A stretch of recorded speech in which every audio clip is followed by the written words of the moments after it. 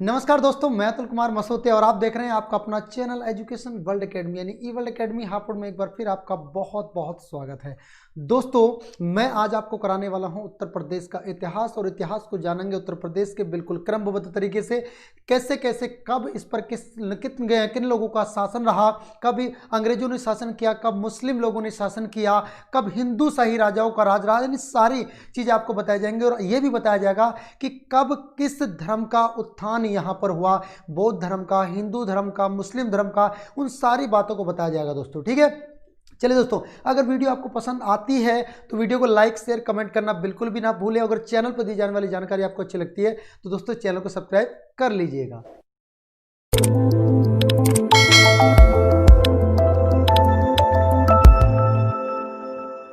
चलिए दोस्तों, आप लोगों ने वो काम कर दिया होगा, बढ़ते हैं आगे की कहानी की ओर और बहुत ही शानदार तरीके से आप लोगों के सामने डिस्कस करेंगे आज का अपना उत्तर प्रदेश के इतिहास का भाग नंबर 1।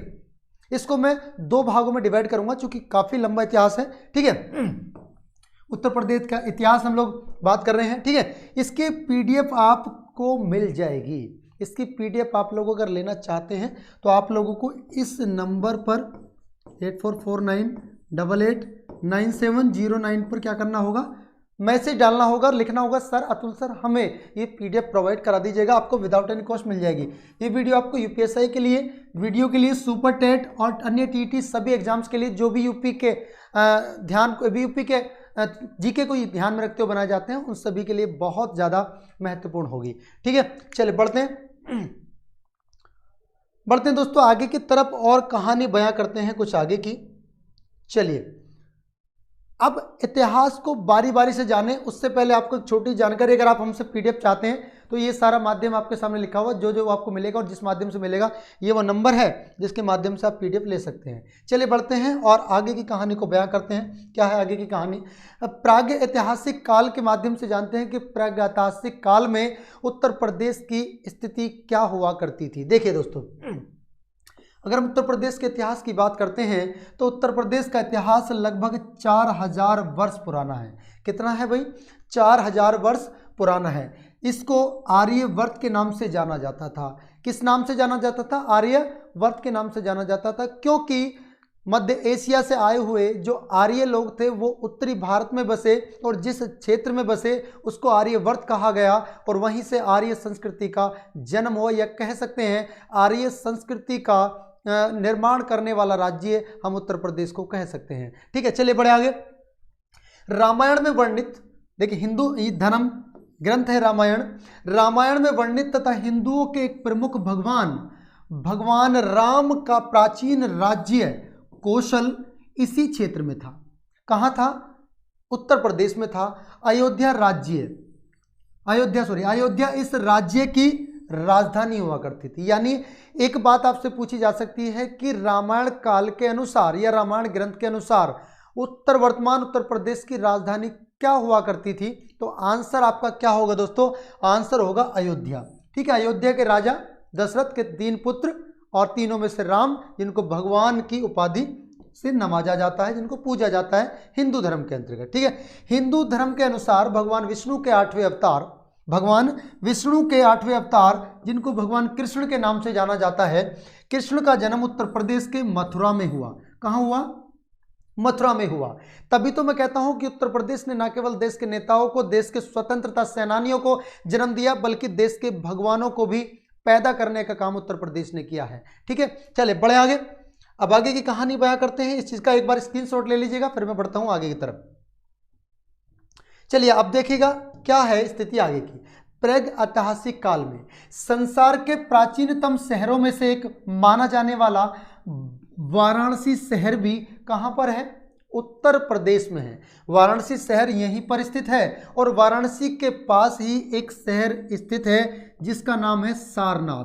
अब ये सारनाथ क्यों महत्वपूर्ण हो जाता है, सारनाथ इसलिए महत्वपूर्ण हो जाता है क्योंकि चौखंडी स्तूप भगवान बुद्ध, बौद्धिस्टों के भगवान बुद्ध यानी महात्मा बुद्ध के प्रथम प्रवचन की याद दिलाता है सारनाथ। सारनाथ में सबसे पहला प्रवचन यानी जो दिया था भगवान बुद्ध ने कहाँ दिया था, सारनाथ में दिया था। ठीक है, समय के साथ साथ यह क्षेत्र छोटे राज्यों में बट गया, जैसे आज भी क्या होता जा रहा है, हम लोग हर एक बड़ी चीज़ को छोटी छोटी चीज़ों में, यानी जो जॉइंट फैमिली हुआ करती थी, जॉइंट फैमिली कई भागों में बढ़ जाती है, तो ये तो एक बड़ा राज्य था, वो छोटे छोटे राज्यों में मतलब भागों में बढ़ता चला गया। ठीक है, फिर साम्राज्यों में गुप्त, मौर्य और कुषाण के शासन का अंग रहा। फिर से समझे, समय के साथ साथ यह क्षेत्र छोटे छोटे राज्यों में बंट गया और जो छोटे छोटे क्षेत्र बने और बड़े साम्राज्य जो बने, तो बड़े साम्राज्यों में जो नाम आता है वो गुप्त साम्राज्य का आता है, मौर्य साम्राज्य का आता है, कुषाणों का आता है। यानी उत्तर प्रदेश पर गुप्तों का शासन रहा है, मौर्यों का शासन रहा है, कुषाण का शासन रहा है। यानी 7वीं शताब्दी में कन्नौज गुप्ता साम्राज्य का प्रमुख केंद्र रहा था। ठीक है, जो कन्नौज क्षेत्र है वो इसका प्रमुख केंद्र रहा था। बढ़े आगे, चलिए आगे की तरफ बढ़ते हैं, बात करते हैं बौद्ध काल की। बौद्ध काल में क्या कंडीशन बनी भाई? बौद्ध काल में यानी ईसा छठी ईसा पूर्व या 4वीं सदी के दौरान गौतम बुद्ध ने भी वाराणसी के सारनाथ में, वाराणसी के पास सारनाथ में पहली बार अपना धर्म उपदेश दिया। क्या करा? पहली बार महात्मा गौतम बुद्ध जी ने कहाँ पर अपना धर्म उपदेश दिया? सारनाथ में, जो कि उत्तर प्रदेश का अंग है। और उस समय ये किसका अंग हुआ करता था? मगध शासन का, यानी मगध का हिस्सा हुआ करता था, मगध का अंग हुआ करता था। कि बुद्ध को कुशीनगर में महापरिनिर्वाण प्राप्त हुआ। महापरिनिर्वाण क्या है भाई? यानी वहीं पर, कहाँ पर? कुशीनगर में इनकी मृत्यु हो जाती है। तो महात्मा बुद्ध जी की जो मृत्यु है उसको महापरिनिर्वाण दिवस के रूप में माना जाता है, जो कि पूर्वी जिला है देवरिया में स्थित।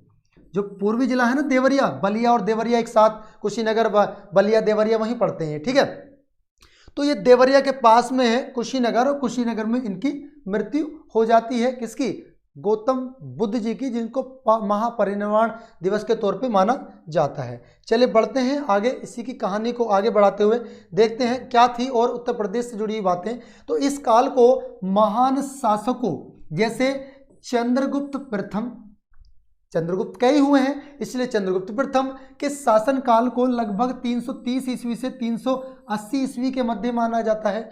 अशोक का कार्यकाल की बात करें तो अशोक ने कब शासन किया? अशोक ने 268 या 265 से 238 ईस्वी पूर्व के मध्य शासन किया, जो मौर्य सम्राट थे। अशोक कौन थे? जो मौर्य साम्राज्य के सम्राट हुआ करते थे। फिर आते हैं, फिर कौन है? समुद्रगुप्त। समुद्रगुप्त का जिक्र आता है, तो समुद्रगुप्त ने भी 330 से 380 ईस्वी, और चंद्रगुप्त द्वितीय हैं जिन्होंने लगभग 380 से 415 ईस्वी, जिन्हें कुछ विद्वान विक्रमादित्य मानते हैं। अन्य प्रसिद्ध शासक हर्षवर्धन को भी यहाँ का शासन मानते हैं, जिन्होंने शासन किया था 606 से 647 ईस्वी तक। बात समझ में आ रही है? इसको बहुत छोटी छोटी वीडियो में आप तक पहुंचाने का काम करूंगा, जल्दी इस वीडियो को समाप्ति की तरफ लेके चलूंगा। लगभग 647 ईस्वी में हर्ष की मृत्यु हो जाती है, यानी हर्षवर्धन की मृत्यु हो जाती है। और उसके बाद हिंदूवाद के पुनरुत्थान के साथ बौद्ध धर्म का धीरे धीरे पतन हो जाता है। बौद्ध धर्म धीरे धीरे पतन होने लग जाता है और हिंदू धर्म पुनरुत्थान की तरफ होता है। इस पुनरुत्थान के प्रमुख रचयिता की बात करें तो दक्षिण भारत में जन्मे शंकर को माना जाता है। यह शंकर भगवान की बात नहीं कर रहा, शंकर किसी व्यक्ति का नाम बता रहा हूं। शंकर को माना जाता है जो वाराणसी पहुंचे और उन्होंने उत्तर प्रदेश के मैदानों की यात्रा की और हिमालय में बद्रीनाथ में एक प्रसिद्ध मंदिर का निर्माण कराया। अब दोस्तों, जिस धर्म का मंदिर बनेगा उसी की पूजा होगी, उसी का प्रचार प्रसार होगा। यानी यही शंकर व्यक्ति थे जिन्होंने केदारनाथ बद्रीनाथ में जाकर मंदिरों का निर्माण कराया और यहाँ पर पूजा होने लगी हिंदू धर्म ग्रंथों की। इस हिंदू मतावलंबी चौथे और अंतिम मठ हिंदू संस्कृति का क्या माना जाता है? इसको केंद्र माना जाता है। समझ बात आ रही है? चलिए बढ़ते हैं आगे, मुस्लिम काल की बात करते हैं। मुस्लिम काल क्या है? समय आता है 1000 से 1030 ईस्वी तक। ये वो समय है जब मुस्लिम आक्रमणकारी यानी विदेशी मुस्लिम भारत पर आक्रमण करने लग गए थे। यानी मुसलमानों का आक्रमण हो चुका था, किंतु उत्तरी भारत में 12वीं शताब्दी के अंतिम दशक के बाद ही मुस्लिम शासन स्थापित हुआ, जब मोहम्मद गोरी ने गढ़वालों उत्तर प्रदेश पर शासन था, जिनका पूर्वी अवध के भाराशिव यानी पासी वंश के अंतिम स्थानीय राजाओं को हराया था। कौन थे? गढ़वाल। अब मेरी बात सुनो, गढ़वाल जो पौड़ी गढ़वाल जिला है वहाँ के गढ़वाल इसीलिए नाम पड़ा है। और पौड़ी गढ़वाल जिला इस वक्त उत्तराखंड में आता है, जो कभी उत्तरांचल हुआ करता था, जो कभी उत्तर प्रदेश का ही भाग हुआ करता था, जो 9 नवंबर सन 2000 को उसके 13 जिलों को काटकर उत्तर प्रदेश के उत्तरांचल का निर्माण किया गया। ठीक है, आगे देखें। सॉरी, अब 1000 से स्टार्टिंग होती है महमूद गजनवी की। 1001 ईस्वी में पहला आक्रमण, 1024 ईस्वी में शिव का यानी काठियावाड़ क्षेत्र में एक शिव का मंदिर लूट लिया गया था। 40 मन का सोने का शिवलिंग उल्टा लटका हुआ था, उसको लूट लिया गया था। उसके बाद जैसे भी लूट कर बाहर वापस जा रहा था तो सोमनाथ मंदिर में बैठे पुजारियों ने कहा कि शिव के मंदिर के पुजारी वहां पर जो थे वो मतलब भगवान की भक्ति में लीन नहीं थे, वो मन से पूजा नहीं कर रहे थे, वरना कौन भगवान के मंदिर को लूट सकता है। ये बात धीरे धीरे पहुंच जाती है किसके मस्तिष्क तक, किसके कानों तक पहुंच जाती है? महमूद गजनवी के। और महमूद गजनवी पुनः वापसी करता है 1025 ईस्वी में और लुटाई करता है। किसकी लूट करता है? वो सोमनाथ मंदिर की, जो अब तक की सबसे बड़ी लूट होती है। ठीक है, लेकिन वो उसका उद्देश्य केवल भारत में लूट खसोट करना था, भारत में धर्म का निर्माण करना नहीं था, धर्म का मतलब धर्म को स्थापित करना नहीं था। उसके बाद आते हैं मोहम्मद गौरी, जिन्होंने धर्म का निर्माण किया। ठीक है, 650 वर्षों तक अधिकांश भारत की तरह उत्तर प्रदेश भी किसी न किसी मुस्लिम वंश का शासन रहा है, और जिनका केंद्र दिल्ली या उसके आसपास था। चलिए आगे की बात करते हैं, स्टार्ट। फिर आता है आपका 1526 ईस्वी में बाबर काल। बाबर मतलब समझिए, बात करेंगे। बाबर वो व्यक्ति जिनको तेज धारा चलने के बावजूद भी नदी को पार करने के लिए जाना जाता था, बहुत साहसी व्यक्ति थे।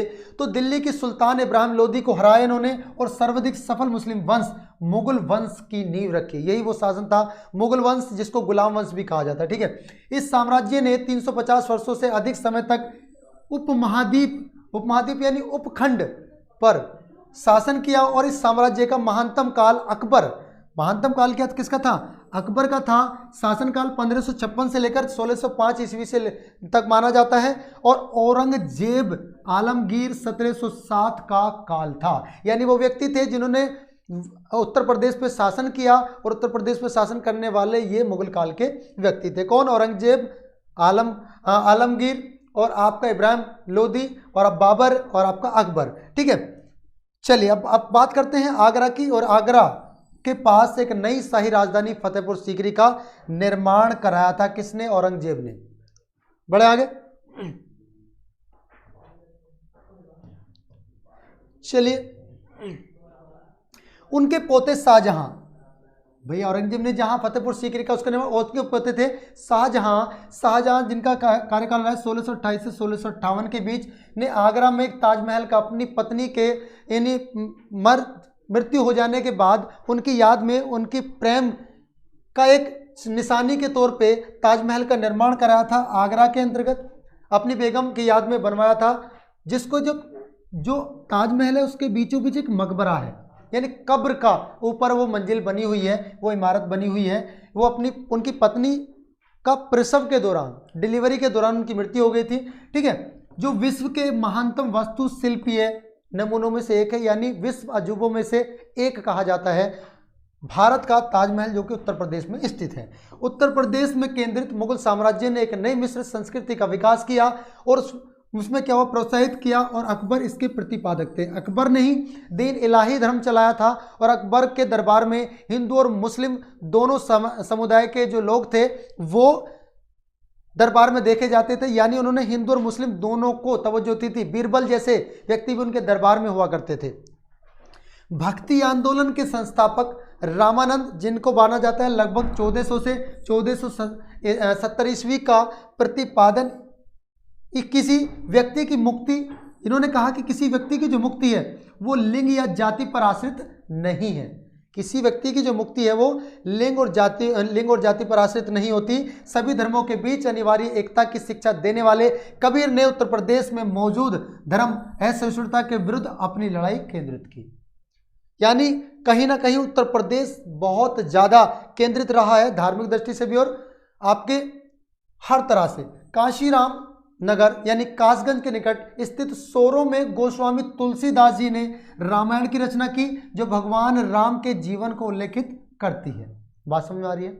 आगे चले। 18वीं शताब्दी में मुगलों के पतन का, आप कहोगे सर रामायण की रचना तो वाल्मीकि जी ने की है, तो रामायण बहुत सारी हैं, रामायण बहुत सारी हैं, जिनमें से एक रामायण है जिसकी रचना की है तुलसीदास जी ने। 18वीं शताब्दी में मुगलों के पतन के साथ ही इस मिश्रित संस्कृति का केंद्र दिल्ली से कहाँ चला गया? लखनऊ चला गया। और आज भी कहाँ है? लखनऊ ही है। उससे पहले राजधानी आगरा हुआ करती थी, आगरा से इलाहाबाद गई, इलाहाबाद से अब कहाँ है? लखनऊ है। अब देख लेते हैं ब्रिटिश काल को। देखिए उत्तर प्रदेश के क्षेत्र का ईस्ट इंडिया कंपनी आती है, ईस्ट इंडिया कंपनी आती है, और ईस्ट इंडिया कंपनी के जो बहुत सारे एक्ट आए थे, जैसे 1773 आपका 1773 आता है, 1784 आता है, उसके बाद 1793 आता है, बहुत सारे एक्ट आते हैं। ठीक है, धीरे धीरे इस क्षेत्र पर ब्रिटिश कंपनी ने अपना अधिकार कर लिया, क्योंकि 1775, 1798 और 1801 में नवाबों, 1803 में सिंधिया और 1816 में गोरखों को हराकर ये क्षेत्र इन्होंने, अंग्रेजों ने छीन लिया। किनसे? जो भारत में राज कर रहे थे पहले से। 1833 में इन्हें अलग करके, यानी इस क्षेत्र को अलग करके, मैं आपको बताऊं कैसे अलग करके। ब्रिटिश काल में जो एक प्रेसिडेंसी हुआ करती थी, बंगाल प्रेसिडेंसी, बंगाल प्रेसिडेंसी का हिस्सा हुआ करता था उत्तर प्रदेश, जिसको कहा जाता था उत्तर पश्चिमी प्रांत। इसको 1833 में अलग करके उत्तर पश्चिमी प्रांत रखा गया आरंभ में, जिसकी प्रेसिडेंसी, इसका आरंभ में आगरा प्रेसिडेंसी कहलाता था ये। उसके बाद 1856 में कंपनी ने अवध पर कब्जा कर लिया और उसको कर दिया उत्तर पश्चिमी क्षेत्र एवं अवध क्षेत्र। इसको फिर नाम मिला उत्तर आगरा एवं अवध का संयुक्त प्रांत, आगरा एवं अवध का संयुक्त प्रांत। वर्तमान उत्तर प्रदेश की सीमा का समरूप इसको माना जा सकता है, ठीक है, के नाम से इसे। और फिर 1877 में इसे पश्चिमी प्रांत के नाम से जाना जाने लगा। चलिए बढ़े आगे, आगे देखें। देखिए 1902 का समय आता है दोस्तों, तो 1902 में इसका नाम बदलकर क्या रख दिया गया? संयुक्त प्रांत रख दिया गया, यानी यूनाइटेड प्रोविंस रख दिया गया। यानी 1902 में इसकी शॉर्ट फॉर्म बन जाती है यूपी, यूनाइटेड प्रोविंस। यानी यूपी का मतलब उत्तर प्रदेश नहीं, बल्कि यूनाइटेड प्रोविंस था। 1857 से 1859 ईस्वी के बीच ईस्ट इंडिया कंपनी के विरुद्ध, ईस्ट इंडिया कंपनी के विरुद्ध हुआ विद्रोह। भैया 1857 में भारत में प्रथम स्वतंत्रता संग्राम उत्तर प्रदेश से चालू होता है, मेरठ से जिले होता है, मेरठ से स्टार्ट होता है और मेरठ जिले से स्टार्ट होता है। और मेरठ जिले में क्यों होता है, कारण क्या थे उसके, आप जानते हैं कि गाय के मांस से बने कारतूसों को मुंह से मतलब खोलने के लिए मना कर दिया था, जिसको चलते वो चिंगारी इतनी तेजी से भड़की कि बहुत सारे शहरों में अचानक तेजी से विद्रोह होने लगे। अब इस विद्रोह से, हालांकि इसका कोई खासा रिजल्ट नहीं रहा, लेकिन इस विद्रोह से यह अनुमान लग गया था अंग्रेजों को कि अब भारतीय लोगों पर शासन इतना आसान नहीं है जितना हम सोच रहे थे। कहीं ना कहीं भारतीय लोगों को भी हमें उनकी भावनाओं को समझना पड़ेगा, उन पर अत्याचार थोड़े से कम करने पड़ेंगे। फिर 10 मई 1857 को मेरठ में सैनिकों के बीच भड़का विद्रोह कुछ ही महीनों में 25 से भी अधिक शहरों में फैल गया। और 1857 के प्रथम स्वतंत्रता संग्राम में झांसी की रानी लक्ष्मीबाई की भूमिका अत्यंत महत्वपूर्ण रही। उन्होंने अंग्रेजों से डटकर मुकाबला किया। हालांकि जब कभी एक स्पेशल क्लास ली जाएगी, बताया जाएगा झांसी की रानी की जीवन से जुड़ी एक ऐसी कहानी जो डार्क स्टोरी कह सकते हो, जिसका कभी जिक्र ही नहीं किया किसी ने। और ब्रिटिश सेना के छक्के छुड़ा दिए किसने? झांसी की रानी ने। 1858 में विद्रोह के दमन के बाद पश्चिम, उत्तर और शेष ब्रिटिश भारत का शासन ब्रिटिश ईस्ट इंडिया कंपनी से किस पर पहुंच गया? ब्रिटिश ताज को हस्तांतरित कर दिया। यानी सर जी अब भी ब्रिटिश ताज पर ही रह गया। बात बिल्कुल सही है। क्यों? देखिए पहले क्या था, पहले ये शासन जो था, ये शासन ब्रिटिश ताज के द्वारा नियुक्त कंपनी के द्वारा होता था। अब कंपनी ना करके सीधा ब्रिटिश सरकार कर रही थी। सॉरी, बड़े आगे चलिए। अब बात करते हैं कि 1880 ईस्वी के उत्तरार्ध में भारतीय राष्ट्रवाद के उदय के साथ साथ संयुक्त प्रांत स्वतंत्रता आंदोलन में अग्रणी रहा और प्रदेश ने भारत में मोतीलाल नेहरू जैसे, मदन मोहन मालवीय जैसे और जवाहरलाल नेहरू और पुरुषोत्तम दास टंडन जैसे महत्वपूर्ण राष्ट्रवादी राजनीतिक नेता दिए। मैंने कहा ना, राजनेता भी उत्तर प्रदेश ने दिए और भगवानों को भी उत्तर प्रदेश ने जन्म दिया है। 1922 में भारत में ब्रिटिश साम्राज्य की नींव हिलाने के लिए महात्मा गांधी ने एक आंदोलन का स्टार्ट किया, आंदोलन प्रारंभ किया, जिसका नाम था असहयोग आंदोलन। पूरे संयुक्त प्रांत में यह आंदोलन फैल चुका था, लेकिन चोरी चोरा जो कांड था उसके चलते यह असहयोग आंदोलन को रोक दिया गया, अस्थायी रूप से रोक दिया गया था। ठीक है, चलिए बढ़े। संयुक्त प्रांत मुस्लिम लीग की राजनीति का भी केंद्र रहा। जो संयुक्त प्रांत है मुस्लिम राजनीति का भी केंद्र रहा, और ब्रिटिश काल के दौरान रेलवे, नहर और प्रांत के भीतर ही संचार के साधनों का व्यापक विकास हो गया। अंग्रेजों ने यहाँ आधुनिक शिक्षा को भी बढ़ावा दिया और यहाँ की लखनऊ विश्वविद्यालय जो कि 1921 में स्थापित हुआ, जैसे विश्वविद्यालय और कई महाविद्यालय का निर्माण भी यहाँ पर किया गया। चलिए दोस्तों, आप लोगों को ये आज का पार्ट अच्छा लगा होगा। कल जो हम बात करेंगे, काफ़ी सारी चीज़ें डिस्कस करनी है। प्रथम स्वतंत्रता संग्राम के बारे में बात करनी है, और आपके ये ब्रिटिश काल का तब कैसा रहा पार्ट 2 आपके साथ लेकर आएंगे। लेकिन अभी के लिए दोस्तों इतना ही। दोस्तों अगली वीडियो में मिलेंगे ऐसे ही पूरे बेहतर नॉलेज के साथ और बेहतर तरीके से आपके सामने। तब तक के लिए दोस्तों जय हिंद, जय भारत, खुदा हाफिज। बस दोस्तों लाइक, शेयर और सब्सक्राइब करना बिल्कुल भी ना भूलें। Okay.